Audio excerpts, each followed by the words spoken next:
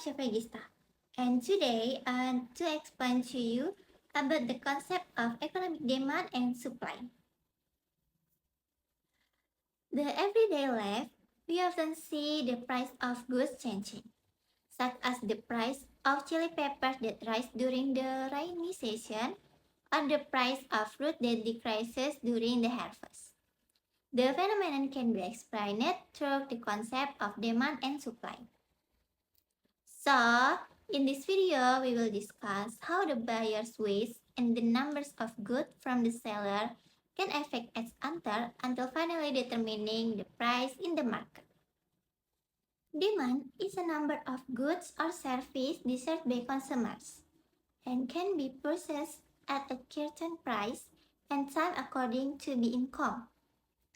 So, the request is not only about wanting to buy, but also must be accompanied by the ability to buy. Teori permintaan menerangkan tentang ciri hubungan antara jumlah permintaan dan harga. Permintaan suatu barang atau jasa bisa naik ataupun turun karena beberapa hal. Faktor-faktor ini menjelaskan mengapa konsumen mau atau tidak mau membeli sesuatu pada harga tertentu. Faktor yang pertama yaitu harga barang itu sendiri. Ini adalah faktor paling utama. Jika barang harga naik, biasanya jumlah barang yang dibeli konsumen akan menurun.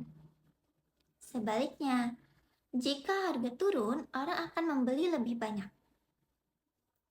Contohnya, saat harga melon naik dari 10.000 menjadi 15.000, sebagian orang memilih beralih ke semangka.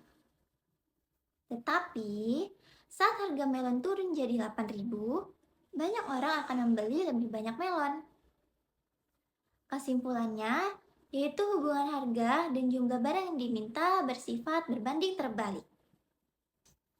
Faktor yang kedua yaitu harga barang substitusi dan komplementer. Barang substitusi ialah barang yang saling menggantikan. Jika harga salah satu naik, permintaan barang penggantinya meningkat.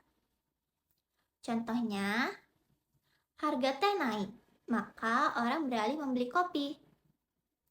Sedangkan barang komplementer yaitu barang yang digunakan bersama. Jika harga salah satu naik, permintaan terhadap pasangannya akan menurun. Contohnya ialah saat harga bensin naik, permintaan terhadap mobil bisa saja menurun karena biaya operasional ikut naik. Faktor yang ketiga yaitu pendapatan masyarakat. Pendapatan atau penghasilan seseorang sangat mempengaruhi daya belinya. Semakin tinggi pendapatan, maka semakin besar pula kemampuan seseorang untuk membeli barang dan jasa. Faktor yang selanjutnya yaitu selera masyarakat. Selera masyarakat sangat berpengaruh terhadap tinggi rendahnya permintaan. Barang yang sedang tren, viral, atau dianggap kekinian biasanya akan mengalami lonjakan permintaan. Faktor yang selanjutnya ialah jumlah penduduk. Semakin banyak jumlah penduduk, maka semakin besar pula permintaan terhadap barang dan jasa, terutama kebutuhan pokok.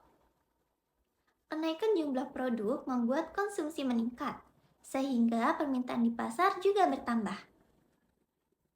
Contohnya, di kota besar yang padat penduduk, permintaan terhadap makanan, rumah, dan transportasi lebih tinggi dibanding daerah yang memiliki penduduk sedikit. Faktor yang selanjutnya yaitu perkiraan harga di masa depan. Ekspektasi konsumen terhadap harga di masa depan juga mempengaruhi permintaan saat ini. Jika diperkirakan harga akan naik, orang cenderung akan membeli sekarang sebelum mahal. Sebaliknya, jika diperkirakan harga akan turun, orang-orang akan menunda membelinya. Contohnya saat menjelang lebaran. Banyak orang membeli baju atau sembako lebih awal karena takut harga akan naik menjelang bulan tersebut. Dalam membicarakan teori permintaan, ahli ekonomi membuat analisis yang lebih sederhana. Dalam analisis ekonomi, dianggap bahwa permintaan suatu barang terutama dipengaruhi oleh tingkat harga. Oleh sebab itu, dalam teori permintaan, yang terutama dianalisis adalah hubungan antara jumlah permintaan suatu barang dengan harga barang tersebut. Hukum permintaan pada hakikatnya merupakan suatu hipotesis yang menyatakan makin rendah harga suatu barang, maka semakin banyak permintaan terhadap barang tersebut. Sebaliknya, semakin tinggi harga suatu barang, maka makin sedikit pula permintaan terhadap barang tersebut. Penawaran kebalikan dari permintaan yaitu sejumlah barang atau jasa yang ditawarkan oleh produsen dan mampu dijual pada saat harga dan waktu tertentu. Seorang produsen akan melakukan penawaran barang atau jasa kepada konsumen agar mendapatkan keuntungan. Saat melakukan penawaran barang atau jasa tertentu, ada strategi yang dilakukan oleh produsen, salah satunya dengan melakukan promosi. Selain melakukan promosi, harga dapat mempengaruhi sebuah penawaran barang atau jasa. Jika harga naik, maka penawaran barang dan jasa akan meningkat. Sebaliknya, jika harga turun, maka produsen enggan mengurangi barang atau jasa yang akan dijual. Di dalam penawaran, yang perlu diperkuat adalah cara mempromosikan barang atau jasa, agar saat harga naik, konsumen tetap membelinya, sehingga produsen mendapatkan keuntungan yang lebih tinggi. Hukum penawaran berbunyi apabila harga suatu barang naik, maka jumlah barang yang ditawarkan akan meningkat. Sebaliknya, apabila harga suatu barang turun, maka jumlah barang yang ditawarkan akan menurun. Artinya, hubungan antara harga dan jumlah barang ditawarkan bersifat searah. Semakin tinggi harga suatu barang, produsen akan terdorong untuk menjual lebih banyak, karena bisa memperoleh keuntungan yang lebih besar. Sebaliknya, jika harga turun, produsen cenderung mengurangi jumlah barang yang dijual karena keuntungan menjadi lebih kecil. Faktor penentu penawaran. Yang pertama yaitu harga barang itu sendiri. Harga merupakan faktor paling langsung dan penting dalam menentukan penawaran. Ketika harga suatu barang naik, produsen akan termotivasi untuk meningkatkan produksinya, karena potensi keuntungannya lebih besar. Namun, jika harga turun, produsen cenderung mengurangi jumlah barang yang ditawarkan. Bahkan bisa menghentikan produksi sementara jika dianggap tidak menguntungkan. Yang kedua yaitu biaya produksi. Biaya produksi adalah total pengeluaran yang dikeluarkan produsen untuk menghasilkan barang, seperti bahan baku, tenaga kerja, mesin, transportasi, dan energi. Jika biaya produksi meningkat, harga pokok barang naik dan keuntungan menurun, sedangkan penawaran turun. Sebaliknya, penurunan biaya produksi membuat produsen lebih leluasa untuk menghasilkan lebih banyak. Yang ketiga yaitu teknologi produksi. Kemajuan teknologi berperan besar dalam meningkatkan efisiensi dari produktivitas. Dengan teknologi modern, produsen dapat memproduksi lebih cepat, dengan biaya lebih rendah dan kualitas yang lebih konsisten. Akibatnya, penawaran meningkat karena biaya per unit barang menurun. Yang selanjutnya ialah kondisi alam dan cuaca. Faktor ini terutama berpengaruh pada sektor pertanian, perikanan, dan peternakan. Produksi di bidang ini sangat bergantung pada kondisi alam, seperti curah hujan, suhu, suhu, dan kesuburan tanah.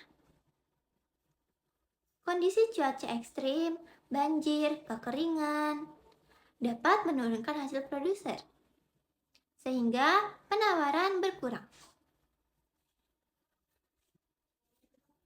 Faktor yang selanjutnya ialah jumlah produsen atau penjual. Semakin banyak produsen yang menghasilkan barang yang sama, penawaran di pasar akan meningkat karena total produksi gabungan mereka bertambah. Sebaliknya, jika produsen berkurang, misalnya karena bangkrut atau keluar dari pasar, penawaran akan menurun.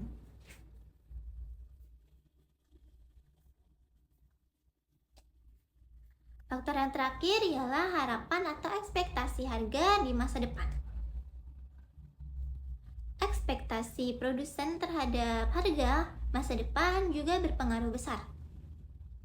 Jika produsen memperkirakan harga akan naik, mereka mungkin menunda penjualan agar bisa menjual dengan harga lebih tingginya nanti.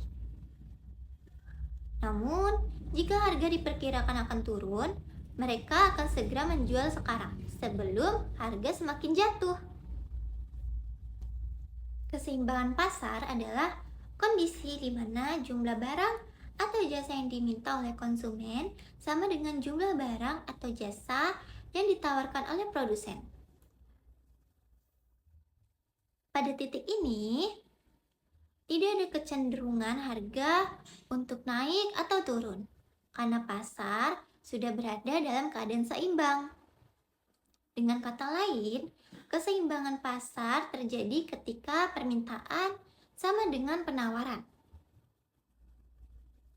Harga yang terbentuk pada kondisi ini disebut sebagai harga keseimbangan. Dan jumlah barang yang diperdagangkan disebut jumlah keseimbangan.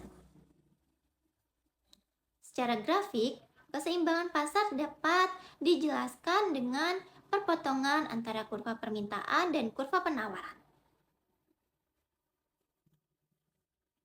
Kurva permintaan bergerak dari kiri atas ke kanan bawah, yang menunjukkan bahwa semakin tinggi harga, maka jumlah permintaan akan menurun.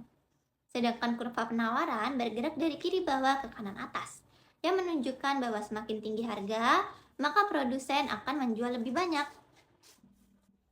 Pasar tidak selalu berada dalam keadaan seimbang. Ada dua kemungkinan yang sering terjadi. Yang pertama yaitu kelebihan penawaran atau surplus. Terjadi ketika harga barang lebih tinggi dari harga keseimbangan, sehingga produsen menjual lebih banyak, tapi pembeli sedikit. Akibatnya barang menumpuk di pasar. Dampak yang disebabkan ialah stok berlebihan membuat penjual menurunkan harga agar barang akan laku. Akhirnya, harga akan turun kembali hingga mencapai keseimbangan baru. Yang kedua yaitu kekurangan penawaran. Terjadi ketika harga barang lebih rendah dari harga keseimbangan, sehingga permintaan banyak tetapi penawaran sedikit. Barang menjadi langka dan cepat habis. Dampaknya, konsumen bersaing mendapatkan barang, sehingga harga akan naik kembali menuju titik keseimbangan. Jadi, kesimpulan yang bisa kita ambil ialah permintaan adalah sejumlah barang atau jasa yang diinginkan oleh konsumen atau mampu dibeli pada saat waktu tertentu, sesuai dengan penghasilannya. Berdasarkan daya beli, permintaan dibagi menjadi 3, yaitu permintaan efektif, permintaan potensial, dan permintaan absolut. Sedangkan penawaran adalah hubungan antara harga dan jumlah barang. Apabila harga naik, maka jumlah barang yang akan ditawarkan akan meningkat. Fungsi permintaan dapat mempengaruhi fungsi penawaran. Hal tersebut terjadi karena adanya keseimbangan pasar. Permintaan dan penawaran memiliki pengaruh yang signifikan terhadap perekonomian. Keduanya dapat mempengaruhi harga, tingkat produksi, lapangan kerja, dan pertumbuhan ekonomi secara keseluruhan. Dalam menentukan strategi bisnis, produsen atau konsumen harus memperhitungkan faktor-faktor permintaan dan penawaran agar dapat beradaptasi dengan perubahan pasar yang terus berubah. Oleh karena itu, pemahaman yang baik tentang permintaan dan penawaran perlu kita pahami. Thank you for listening to my presentation. I hope my explanation can be understood by you. Thank you for watching and see you next time.